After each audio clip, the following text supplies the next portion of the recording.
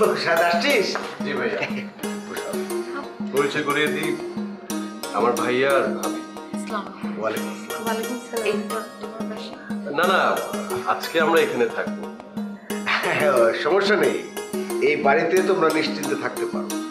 এখানে থাকলে কেউ তোমাদের জিজ্ঞেস করবে না তোমরা কি লাভ ম্যারেজ করেছো নাকি পারিবারিক ভাবে। এটা খুব নিরাপদ জায়গা। হ্যাঁ, বসো না, ভাবির পাশে বস। বাহ, কি মিষ্টি চেহারা। এত সুন্দর মেয়ে কোথায় পেলে খুঁজে? ভাবি, তুমি শুধু আমার বইয়ের প্রশংসা করতেছো, আমার বইয়ের চেয়ে যে আমি বেশি সুন্দর সেটা বলো। না, আসলে এত সুন্দর ছেলে আমার প্রয়োজন নেই, আমি বাড়ি চলে যাই। আরে কি বলছো? বিয়ের প্রথম দিনই স্বামীর সাথে ঝগড়া করে বাপের বাড়ি চলে গেলে হবে? অন্তত একটা দিন আমাদের বাড়িতে থাকো, তারপর কালকে না হয় অন্য কোনো ডিসিশন নিয়ে নিও। এই, তুমি এখানে বসে কি করছো? হ্যাঁ, খালি বক বক করে যাও এখান থেকে। তোমার জন্য তো এই মেয়েটা একটু শান্ত মতো কথাও বলতে পারছে। আমার মনে হয় আমাদের দুজনের এখন ওঠা উচিত, ওদের দুজনকে একা একটু সময় কাটাতে দিই, কি বলো? চলো আমরা উঠি। আর শোনো, এর আগে কিন্তু তুমি গিয়ে আগে মিষ্টি নিয়ে আসো।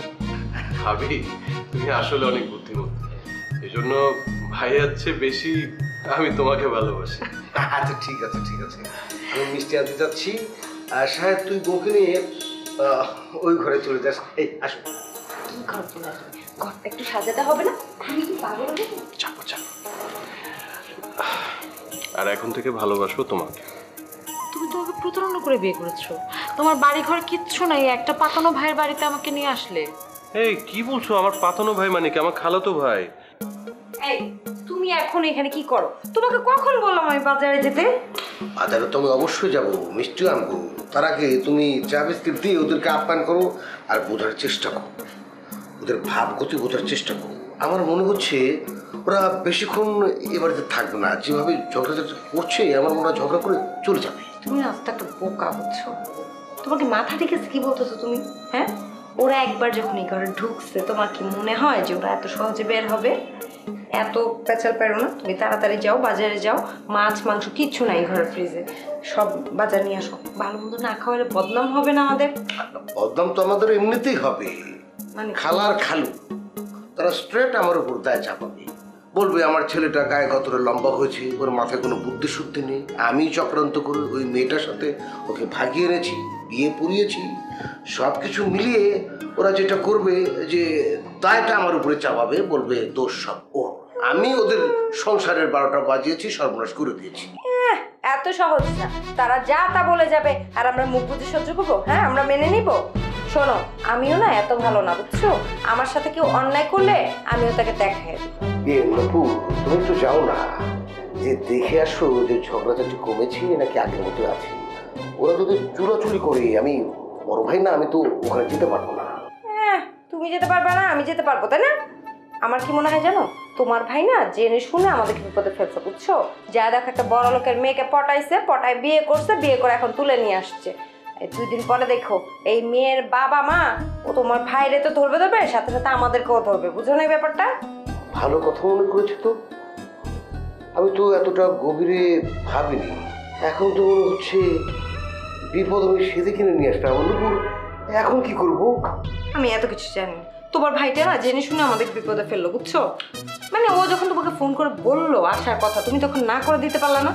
না মানে যখন হুট করে ফোনটা করেছে তখন তো এই বিষয়টা আমার মাথায় ঢোকেনি। এই যে তুমি বললে মাথার বুদ্ধি খুলে গেল।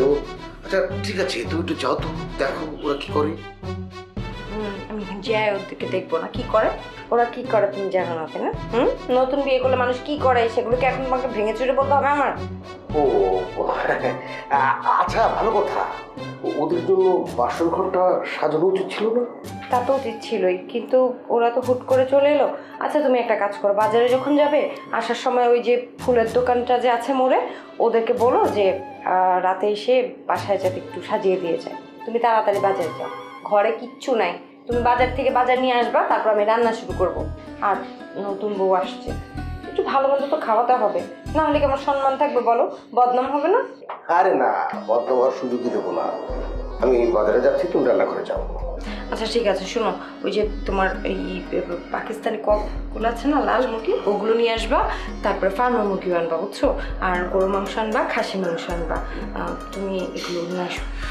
গরুর মাংসর যে দাম, আচ্ছা অসুবিধা নেই, 2 কেজি আনলেই তো হবে নাকি? হ্যাঁ হ্যাঁ, হয়ে যাবে। আচ্ছা আচ্ছা। এখানে আমরা সেফ, কোনো অসুবিধা নেই। তোমার অসুবিধা না থাকতে পারে, আমার অসুবিধা আছে। তুমি এরকম জানলে আমি কেন তোমাকে আমি বিশ্বাস করতে গেলাম? আরে কেন বিশ্বাস করবা না? শোনো, শাহেদ কোনো ফেলনা ছেলে না, ঠিক আছে? শোনো, এখানে কথা না বলি, চল রুমে যাই, রুমে গিয়ে কথা বলি। হাত তো এখন গর্তে পড়েছে, তুমি যা বলবে আমাকে তো তাই সহ্য করতে হবে, তাই না? লিসেন, তুমি কিন্তু এখন আমাকে আজে বাজে কথা বলছো। তোমার জায়গায় যদি অন্য কেউ হতো না, আমি কিন্তু রিয়াক্ট করতাম। বলো, যা খুশি বলো, আমি আর কি বলবো। আচ্ছা ঠিক আছে, আমি বললাম তো, এখন আমরা এখানে ঝগড়া করে, প্লিজ আমার ভাইয়া ভাবির সামনে আমার প্রেস্টিজটা তুমি নষ্ট করো না। চলো রুমে যাই। আমার মনের বিরুদ্ধে আমি ওই ঘরে যাচ্ছি। ঠিক আছে, বুঝছি তো, চলো না প্লিজ।